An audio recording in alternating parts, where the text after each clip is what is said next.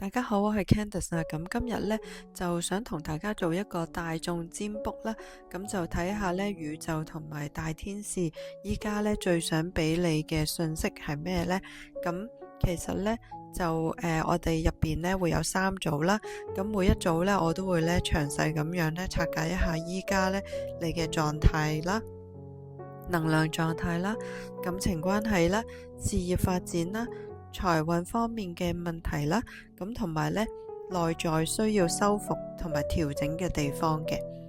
咁要記住啦，咁大眾占卜呢係屬於一個娛樂同埋靈性指引嘅性質，咁呢就可以呢理性咁樣去睇。大家呢可以先呢個心靜一靜先，然之後停低心入邊所有嘅雜音，深呼吸3次，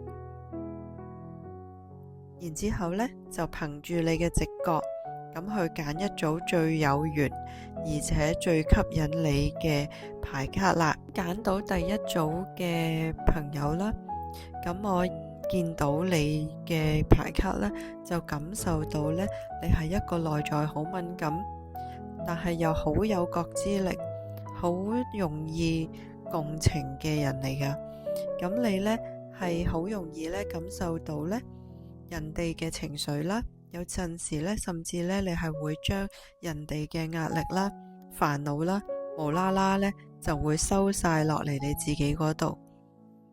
咁最近呢，你可能呢會有一種感覺，就係明明自己係好清醒，但係有時又會突然間變到好亂嘅心境咁樣。明明呢都係好努力，但係突然間呢又會懷疑自己係咪做得唔夠。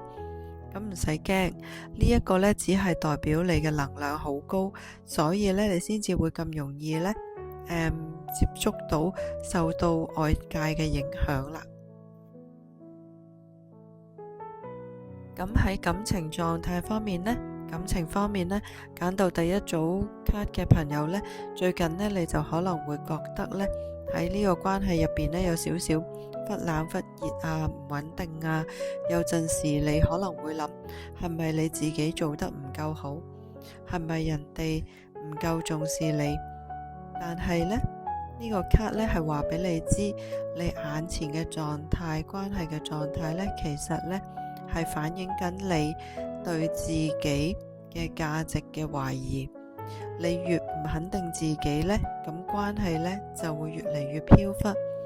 你越識得去接納自己呢，咁愛自己嘅話呢，對方自然呢會更加重視你嘅。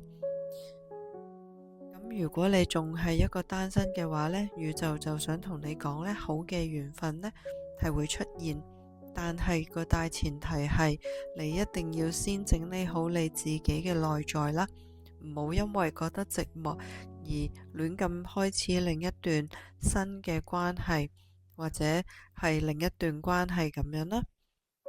咁而事業同埋財運方面呢，咁你而家呢就可能會覺得有少少停滯啦，唔知點樣行落去好。有啲關係上係想去計劃想做嘅嘢，但係呢你又驚失敗，又驚做得唔好，咁呢個係你事業上邊嘅停滯啦。咁財運方面呢，其實呢你唔係冇機會嘅，只係你內在呢喺度不安啦，然之後呢就擋住咗你嘅豐盛。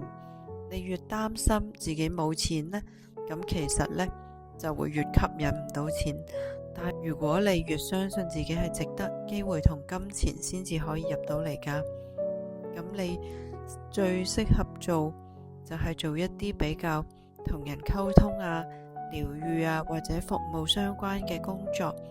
咁你天生呢係有一種令人安心嘅力量，咁呢個呢就係你最大嘅優勢啦。第一張卡呢，其實係講緊呢宇宙之鏡，咁外在嘅一切呢都係由你嘅內心呢係投射出嚟嘅。你見到混亂不安或者唔理解，全部都係一個鏡。當你內在係平靜同埋清澈同埋清晰同埋穩定嘅話呢，咁你外面呢，自然呢都會跟住好順，都係你會覺得係一啲平靜啊、穩定啊同埋清晰嘅局面咯。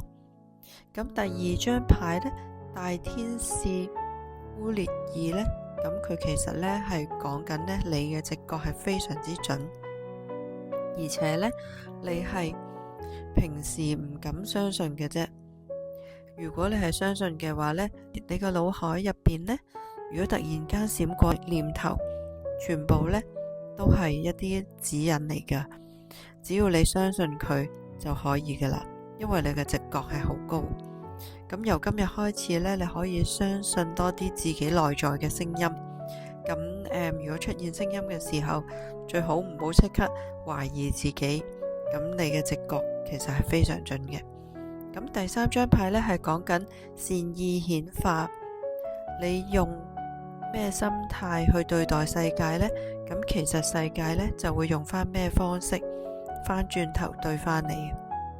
咁保持一個善意同埋正面，咁你呢就會越嚟越順，越嚟越豐盛噶啦。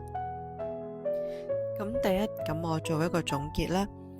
咁總結嚟講呢，就係第一組整體。你嘅信息係得3句嘅啫。第一就係外界係一個鏡，好好咁樣修好自己，外面呢自然呢會覺得更暢順噶啦。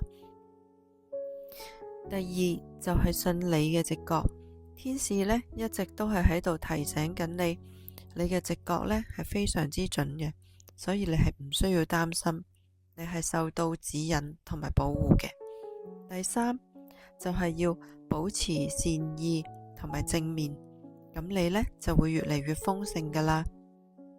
咁屬於第一組嘅朋友，記得要留言，接受宇宙嘅指引，去令到你嘅能量更加穩定嘅連結。多謝。咁呢而家呢就去到第二組嘅朋友啦。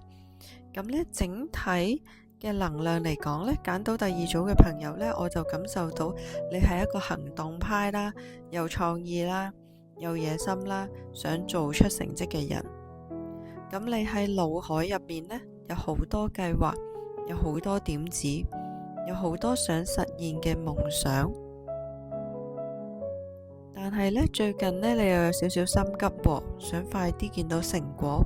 有陣時呢，又會因為太心急呢，反而令到自己仲攰啦，同埋仲焦慮，甚至呢，仲會開始懷疑緊自己嘅計劃究竟掂唔掂噶咁樣。感情方面呢，你最近呢可能會因為太忙啦，太掛住發展自己啦，而忽略咗自己身邊嘅人，或者呢係覺得呢感情同事業呢係好難平衡嘅感覺。咁所以呢，有伴嘅朋友呢，你需要嘅就係要互相去理解啦，互相去溝通啦，同埋唔好互相消耗啦。如果你覺得呢喺呢段關係入邊係拖住你前進嘅話呢，其實呢宇宙就會想同你講，你一定要好好咁樣呢諗清楚自己嘅呢一段關係。單身嘅朋友呢，你近期呢係好有魅力，好容易呢吸引到主動啦、優秀嘅對象，但係你記住唔好因為一時嘅衝動呢就開始咗，因為要揀適合你自己節奏嘅人。咁事業同財運方面呢，事業方面呢，你依家呢就有好多嘅點子，好有創意，但係你呢就一直懷疑緊、猶豫緊，究竟踏唔踏出第一步呢？咁天使呢就話你知啦，你嘅計劃呢係可行嘅，而且無論係喺創業方面啦、轉行啦、開啲堂啊、教人啦、做內容啦，都係值得去試下嘅。咁財運方面呢，呢一組呢係明顯嘅豐盛嘅牌嚟噶。你只要呢願意去行動，錢呢就會跟住你嘅行動而嚟啦。你呢唔係冇運，只係未開始行動嘅啫。咁而內在指引再加修復方面呢，咁第一張牌呢，就係講緊呢，要留意返寧靜之中呢，先至會攞到真正嘅答案。如果你越急呢，咁宇宙就會俾唔到一個信息俾你噶啦。咁如果你越靜呢，答案就會自動浮出嚟。自己呢係好需要呢，每一日呢都要有10至15分鐘放空啦、靜心啦或者冥想咁樣嘅。咁第二張牌呢，大天使烏列爾呢，佢就同你講啦，你嘅點子呢，就係神聖嘅指引，放心去行動。天使呢係會幫你鋪路，協助你嘅人緣啦，同埋打開你嘅機會。而第三張牌呢，就係講俾你聽，你係充沛嘅，而且係值得豐盛嘅。宇宙呢係唔會虧待你，咁所以你一定要放下我唔配啊，我完全唔值得呢啲咁嘅念頭啦。呢啲念頭係好傻啊，咁所以記得一定要放低佢。你呢要努力先至會得到回報，呢個要記住啦。咁第二組牌嘅朋友啦，俾個總結你哋。咁第一呢，就係要靜一靜，然之後答案先至會出現。第二呢，就係你嘅點子就係神聖嘅指引，要放心去行動。第三呢，就係你值得豐盛嘅財運同埋機會呢，即將好快咁樣嚟到啦。咁你要相信就可以啦。咁屬於第二組嘅朋友，請你留言接受豐盛同埋好運啦，咁就去加強你嘅顯化能量啦。多謝大家。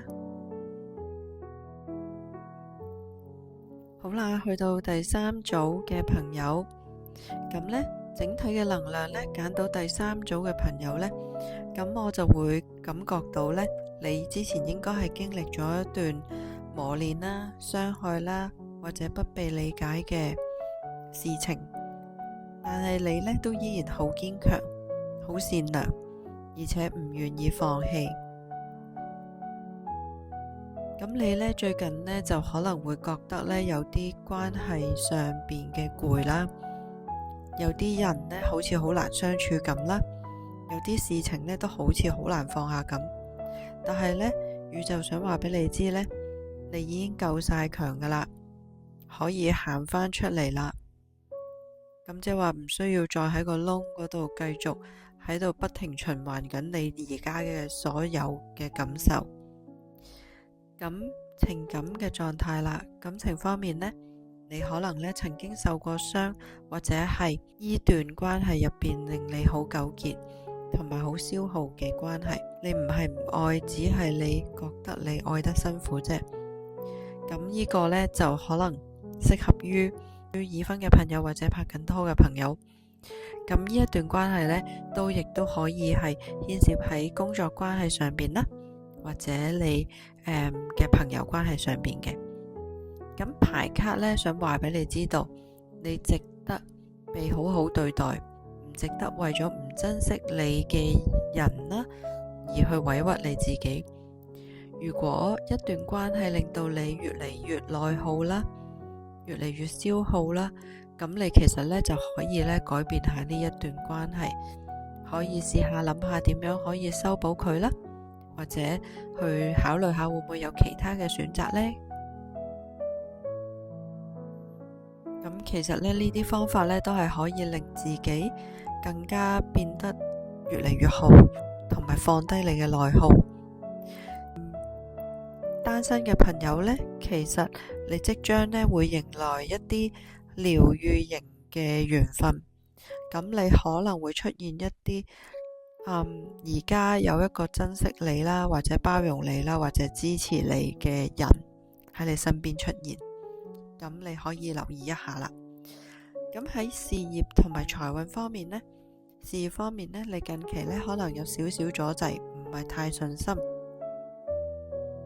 有啲人呢，覺得好似唔係好同你啱 channel，唔唔係好似好支持你咁樣。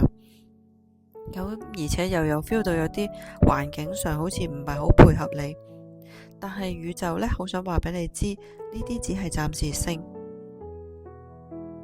係為咗篩走一啲唔適合你嘅人或者唔適合你嘅事，唔想佢哋會阻礙你嘅道路。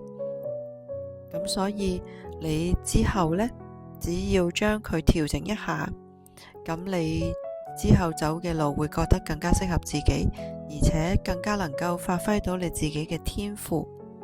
咁呢個要大家可以留意一下啦。而財運方面呢，你只要放低過去嘅執着同埋負面嘅情緒，財運呢自然會慢慢咁樣翻返嚟，而且越嚟越穩定添。對於內在指引同埋修復方面呢，咁第一張牌呢，佢係講緊超越時間，你而家已經經歷嘅一切呢，只係一個靈魂成長嘅一部分。過去嘅傷害唔等於未來，所以你而家係走得越嚟越好。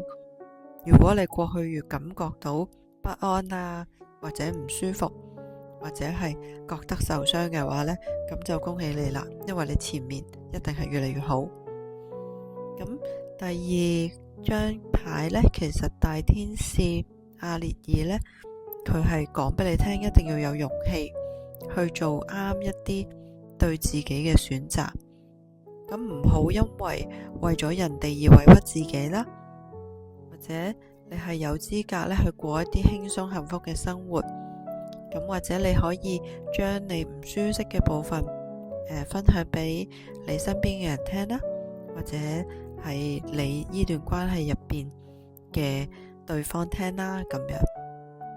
咁第三張牌呢，就係關係修復同埋點樣可以心態轉化啦，真係好對應噶。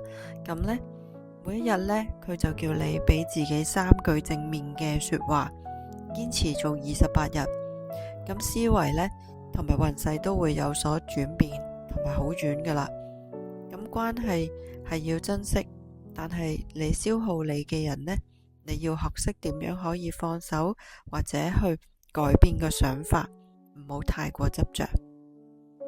咁第三組牌卡嘅人呢，咁我俾個總結你，就係對於過去唔等於未來。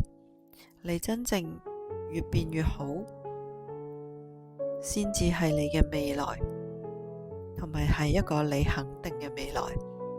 第二樣嘢呢，天使俾你勇氣，叫你去做啱自己最好嘅選擇，而且你係可以活得好好嘅。咁而且天使係會一直同你一齊去改變你自己，變得唔好咁內耗啦，同埋變得正面。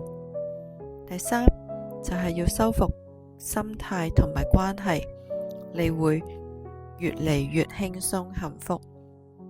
咁屬於第三組嘅朋友，咁請你留言接勇氣、接新生呢6個字啦，